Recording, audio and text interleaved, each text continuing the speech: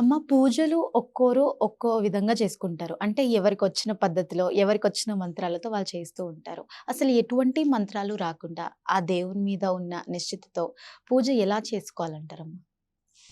అసలు మాటే మంత్రం. హ్మ్. మంత్రం అంటే స్పెషల్‌గా ఏం లేదు. ఎందుకు అనంటే ఆ నుంచి క్ష వరకు ఉన్న అక్షరాలన్నీ బీజాక్షరాలే. మీరు లలితా సహస్రం తీసుకున్నా, లేదా సరస్వతీ దేవిని గురించి చెప్పినప్పుడైనా ఆవిడ చేతిలో ఉన్న మాలని అక్షరమాల అని పిలుస్తారు.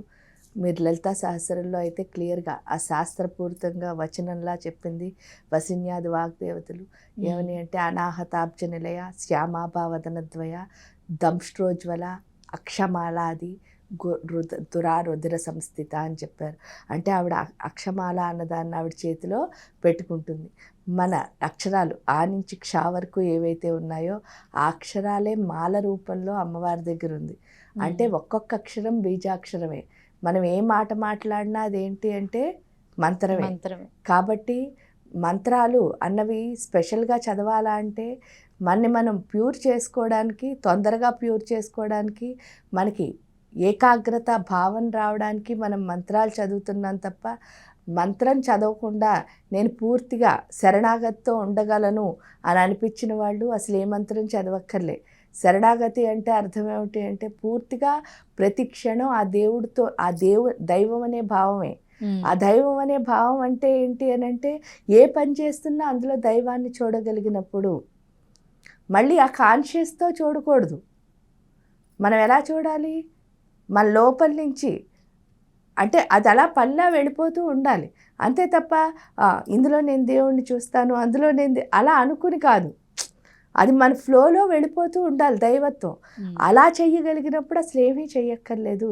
మనకి శరీరం ఉన్నంతసేపు ఆ స్థితి చాలా తక్కువ ఉంటుంది. ఎందువల్ల అంటే మనకి బోలెడన్ని అట్రాక్షన్స్ ఉన్నాయి కదా ఈ భూమి మీద. హ్మ్. ఈ ఆకర్షణలన్నీ ఏం చేస్తాయంటే అటు సైడ్ వెళ్ళనివ్వవు. అన్నిటికంటే పెద్ద ఏంటంటే మన మైండే. మన మన మైండ్‌లో ఉన్న ఆలోచనే. హ్మ్. ఆ ఆలోచననైతే శబ్దం లేకుండా చేసుకోవాలి. అంటే నిశ్శబ్దంగా మార్చుకోవాలి. ఆ నిశ్శబ్దంగా మార్చుకోవాలి అంటే తప్పకుండా గురువుల దగ్గరికి వెళ్ళి, ఆ గురువులు ఇచ్చిన మంత్రాలు ఏవైనా ఫాలో అయ్యి ఎందుకు అంటే మనం ఎంత బాగా మంత్రం చేస్తామో అంత బాగా ఈ కర్మలు అన్న వాటిని మనం కొంతవరకు తగ్గించుకోగలుగుతాం. ఆ హ్మ్. కర్మ తగ్గించుకోవడం అంటే ఏంటి? ఆ కర్మ వస్తుంది. వచ్చినా కూడా దాన్ని అనుభవించగలుగుతాం. హ్మ్. అంతకుముందు ఏమవుతుంది అంటే ఏదైనా చిన్నదొచ్చిందనుకోండి, దాన్ని అనుభవించలేం. ఎందుకంటే శరీరం మీద వ్యామోహం అన్నది పోదు మానవుడికి. హ్మ్. ఆ వ్యామోహం వదిలించుకోవడానికి ఈ సాధనలు. హ్మ్. కాబట్టి సాధన చెయ్యొచ్చు. లేదా నాకు ఈ తీరులో వచ్చు అంటే ఇప్పుడు చూడండి మీ అమ్మగారో ఎవరో సపోజ్ ఏమిటి అంటే రోజు దేవుడికి పువ్వులు పెట్టడం, చక్కగా దీపం దీపారాధన. పెట్టడం, హారతి ఇవ్వడం, హ్మ్. నైవేద్యం పెట్టడం ఇది మీకు నేర్పించారు. హ్మ్. నేర్పించిన పద్ధతిని భక్తిగా ఫాలో అయితే చాలు. హ్మ్. ఏది చేసామని కాదు. గొప్పగా ఉపాసన నేర్చుకోవాలి అనుకున్న వాళ్ళు ఉపాసన నేర్చుకోవచ్చు. అలా కాదు ఈ పద్ధతే ఫాలో నాకు ఇంతే టైం ఉంది. హ్మ్. మనకి ఎంత టైం ఉందో మీకు 5 నిమిషాలు ఉందనుకోండి. ఆ 5 నిమిషాల్లో పంచపూజలే చేసుకుని హారతి ఇచ్చి వెళ్ళిపోవచ్చు. హ్మ్. అదే మీకు 10 నిమిషాలు టైం ఉంది. ఏ ఖడ్గమాలో లలితా సహస్రమో చదువుకోవచ్చు. నాకసలు చదువు రాదండి అనంటే శ్రీమాత్రే నమః అనుకోవచ్చు. హ్మ్. అసలు అది కూడా రాదండి అంటే అమ్మ అమ్మ అన్నా కూడా ఓంకారం పలికినట్టే. హ్మ్. అన్నిటికంటే గొప్పది అమ్మే. అంతే. కాబట్టి అమ్మ, అమ్మ, అమ్మ అని మనసులో 10 సార్లు అనుకున్నా కూడా మీరు ఓంకారం అనే శబ్దాన్ని అలా చేస్తున్నట్టే లెక్క. కాబట్టి మీరు మంత్రం రాదు, నాకు పూజ రాదు అని తప్పించుకోవక్కర్లే. హ్మ్. మనకి ఏ మంత్రం రాకపోయినా అమ్మని మించిన దైవం దైవం లేదు. లేదు. కాబట్టి అమ్మ, అమ్మ, అమ్మ, అమ్మ అంటే చాలు. ఇక్కడ సరిపోతుంది. ఏంటి అంటే చూడండి మీకు చెప్తారు. ధ్యానమూలం గురోర్మూర్తి, పూజామూలం గురోర్పదం, మంత్రమూలం గురోర్వాక్యం, మోక్షమూలం గురోర్కృప. ఈ భూమికి నేనెప్పుడూ చెప్తూ ఉంటాను గురుత్వాకర్షణ శక్తి. అంటే మనకు కనిపించే ప్రతి ఒక్కళ్ళు మన గురువులే. అంటే ధ్యానమూలం గురోర్మూర్తి అంటే అర్థం ఏమిటి అంటే ఏదో ఒక విగ్రహాన్నో లేకపోతే ఎవరు కనిపిస్తే వాళ్ళే. వాళ్ళనే దైవం కింద అనుకుని కళ్ళు మూసుకొని ధ్యానం చేయడం ద్వారా వాళ్ళనే ఏమవుతుంది? మనం పూర్తిగా దేవుడితో కలుస్తాం. అయ్యో! నాకు ధ్యానం రావట్లేదండి అనంటే మంత్రమూలం గురోర్వాక్యం.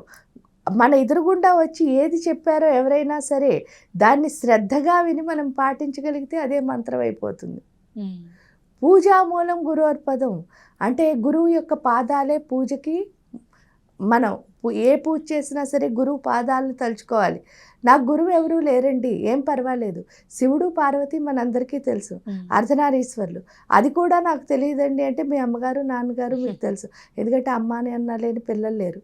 ఒక కుడికాలు తండ్రిది అయితే ఎడంకాలు తల్లిది.